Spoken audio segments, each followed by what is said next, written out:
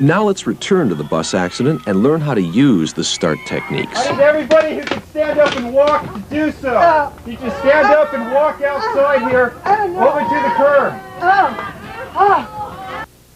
It is important to clear the scene of as many minor injuries as you can. Direct victims who can walk to a specific destination nearby and tell them to stay there. By asking the walking wounded to leave, the rescuer has just triaged 9 victims into the minor injury category in a matter of seconds.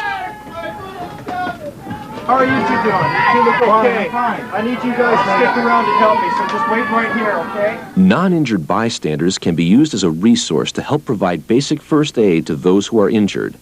This is part of the rapid treatment that takes place during initial triage. What victim gets your attention first? The unconscious child? The man covered in blood? The hysterical bus driver? Because you have no way of knowing at a glance who and where the most critically injured victims are, you start where you stand. Patient assessment begins as soon as the walking wounded have been directed away from the scene.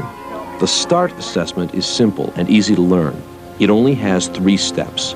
RPM. Respiration, perfusion, mental status. RPM.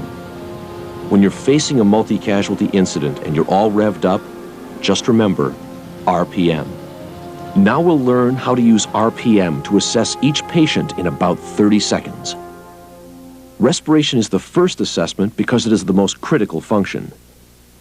If the patient is not breathing because of an obstructed airway, attempt to clear the airway.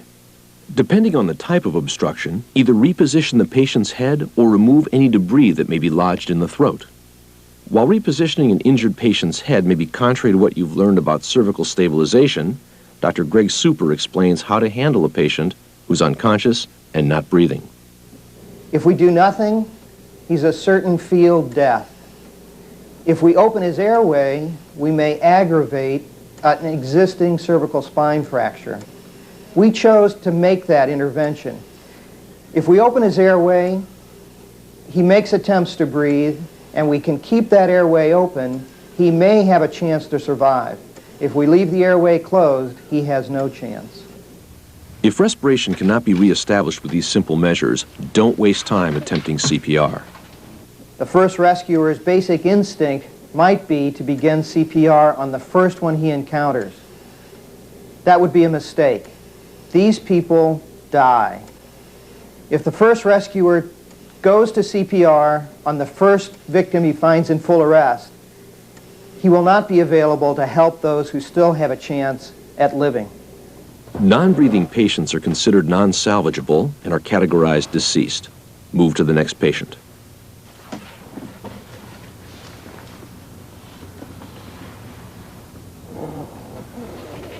Okay, you need help over here. Need your help support his head. Okay, just like this. Need you to help keep his airway open. Just like that, okay? Great. Don't let the airway close. If the patient begins breathing after the airway has been cleared, categorize immediate and move to the next patient. Rolling. To assess respiration on a patient who is breathing, observe the frequency of respirations. Patients who are breathing at a rate of more than 30 respirations per minute are categorized immediate and no further assessment is done. Move on to the next patient. Although you won't take time to actually count respirations, you can become skilled in visual assessment by watching others simulate rapid breathing.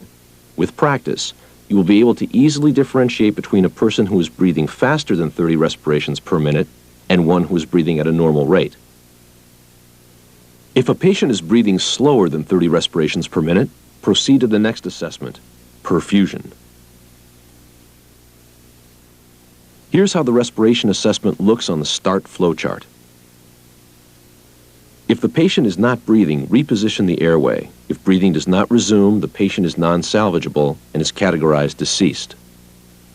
If breathing resumes after you clear the airway, categorize the patient immediate.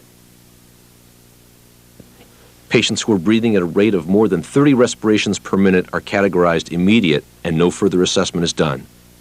If the patient's respiration is slower than 30 respirations per minute, proceed to the second assessment, perfusion.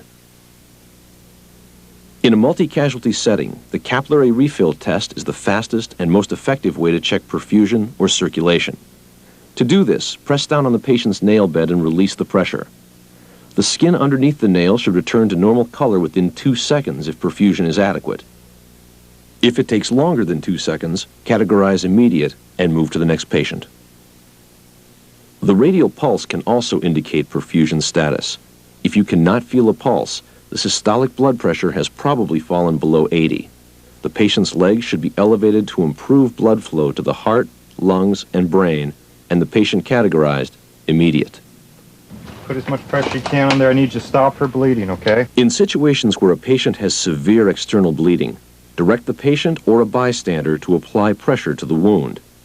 If the patient has adequate perfusion, proceed to the third assessment to check mental status. On the START flowchart, the perfusion assessment looks like this. Check capillary refill by pressing down on the patient's nail bed. If color does not return within 2 seconds, categorize the patient immediate. Elevate the legs and control bleeding if necessary. If the patient has adequate perfusion, the nail bed capillaries will refill within 2 seconds and you will proceed to the third and final assessment, mental status. What's your name? Brain injury accounts for half of the deaths in disasters. Patients with altered mental status are categorized immediate. You may have already observed the patient's mental status during the first 2 assessments. If the patient is unable to respond to simple questions or commands, categorize immediate. My leg over here, my leg! Oh God, I think it's broken. Just relax, just relax. Okay, you're breathing fine, you're breathing fine. Get me out of here! Please, my leg really hurts. It really hurts. Okay, you've got a good pulse. You've got a good, strong pulse. What's your name? Jan. Okay, Jan. What day is it? Friday. Friday. Good. Okay. Please, it hurts. Oh, God. More firemen are coming, okay? We'll get you out of here as soon as possible. Hurry. All right, I've got help coming. If the patient can follow simple commands, categorize delayed and move to the next patient. Here's the mental status assessment on the START flowchart. If the patient fails to respond to simple questions or commands, categorize immediate. If the patient can follow commands, categorize delayed and move to the next patient. The delayed category does not mean the patient is not injured and does not need treatment. It means the patient isn't at high risk of early death. As you have seen, every patient is triaged and categorized depending on the need for medical attention at the time of assessment.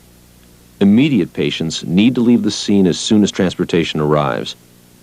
For patients awaiting transport, a second, more thorough field assessment will be done by qualified personnel.